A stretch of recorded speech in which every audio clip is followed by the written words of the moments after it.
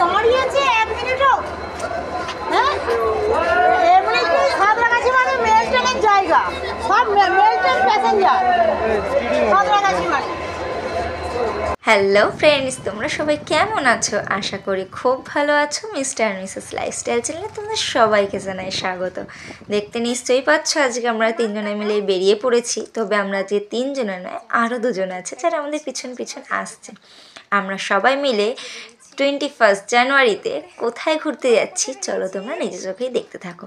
কিন্তু যেতে গিয়ে একটা বিপজ্জনক ঘটনার সাক্ষী হয়ে রইলাম, সেটাও তোমাদের সাথে সব কিছু শেয়ার করব। শীতকাল মানেই মনটা একটু উড়ো উড়ো ঘুরতে যাওয়ার জন্য, আর যেহেতু 1 জানুয়ারি তাই জন্য বেরিয়ে পড়লাম সবাই মিলে ঘুরতে। কোথায় যাচ্ছ? ভিক্টোরিয়া ঘুরতে। আমরা যাচ্ছি অন্য জায়গায়। চলো কোথায় যাচ্ছি দেখতে থাকো। এরই মধ্যে দুর্ঘটনা ঘটে গেল। এক যাত্রী ট্রেন থেকে নামতে গিয়ে হঠাৎ করে পড়ে গিয়ে রক্তাক্ত।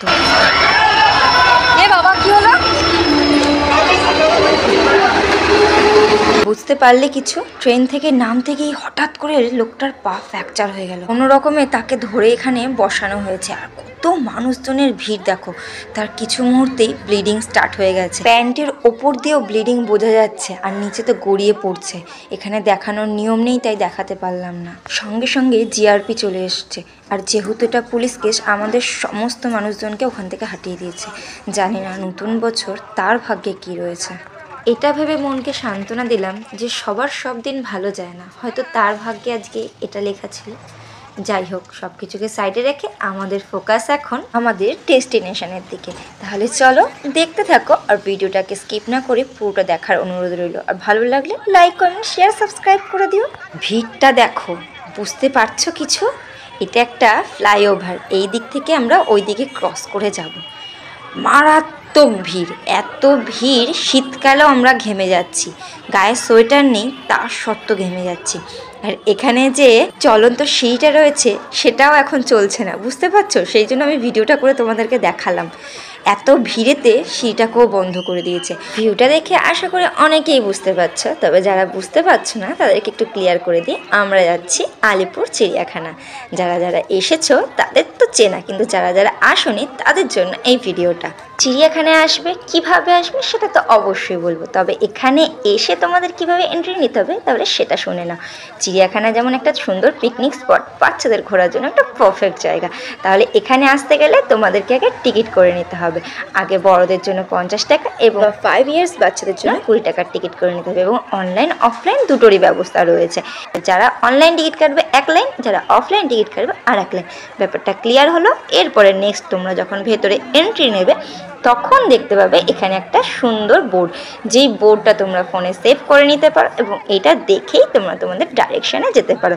আর ভেতরে এন্ট্রি নেওয়ার পর দেখতেই পাচ্ছ এখানে দারুণ একটা রেস্টুরেন্ট রয়েছে। তবে এখানে কিন্তু একটাই রেস্টুরেন্ট রয়েছে, বাইরে প্রচুর খাওয়া দাওয়ার ব্যবস্থা রয়েছে। চাইলে তোমরা খাবার নিয়ে আসতে পারো বা এখানে রেস্টুরেন্টে বসে খাবারটা এনজয় করতে পারো।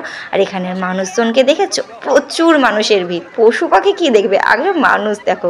কলকাতা আলিপুর জু 4.7 একর জায়গা নিয়ে তৈরি হয়েছে। এটি 1776 খ্রিস্টাব্দে প্রথম স্টার্ট হয়। অনলি ফর বৃহস্পতিবার দিন বন্ধ, আদারওয়াইজ অল ডে খোলা, 9টা থেকে আপ টু 5টা পর্যন্ত। কিন্তু আমরা যখন এন্ট্রি নিয়েছি এত ভিড় সামলে ঠেলে ঠুলে ঢুকতে গিয়ে অলরেডি 3টে বেজে গেছে। তাই আমাদের হাতে গোনা কয়েকটা টাইম। এইটুকুনি টাইমের মধ্যে আমি যতটুকু পারবো তোমাদেরকে দেখানোর চেষ্টা করব। এই আলিপুর জু কিন্তু পৃথিবী বিখ্যাত। দূর দূর থেকে বহু প্রান্ত থেকে মানুষ এখানে পিকনিক করতে আসে এবং বহু মানুষ বাচ্চাদের মনোরঞ্জনের জন্য আসে। আমি তো সবাইকে বলবো অবশ্যই সবাই এখানে এসে একবার ভিজিট করে যাও। সবার প্রথম স্টার্ট করলাম বাঘ। তবে বাঘ দেখতে গিয়ে দেখো কিছু দেখতেই পাচ্ছি না। দেখো বাঘ দেখতে যাচ্ছি, এত ভিড় কিছু দেখাই যাচ্ছে না। অনেক কষ্টে ভিড় ঠেলে ফাইনালি বাঘমামা দেখব। তার মধ্যে দেখি বাঘমামা ওই দিকে চলে যাচ্ছে, ফ্রন্টে আর বাঘমামা নেই।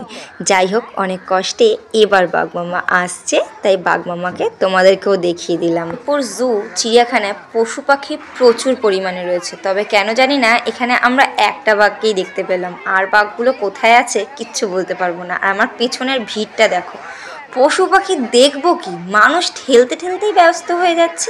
তবে একটা ভিডিওর মাধ্যমে এত কিছু তোমাদেরকে দেখানো সম্ভব না। আমার নেক্সট ব্লগের জন্য অপেক্ষা করো, খুব শিগগিরই সেটা নিয়ে আসবো। আর সেখানে আমি তোমাদেরকে বলবো এখানে কিভাবে আসতে হয় আর এখানের বিভিন্ন ধরনের তথ্য। আর আদার্স পশু পাখিও তাদেরকে তোমরা দেখোনি, তাদেরকেও তোমাদের সঙ্গে ভিজিট করাবো।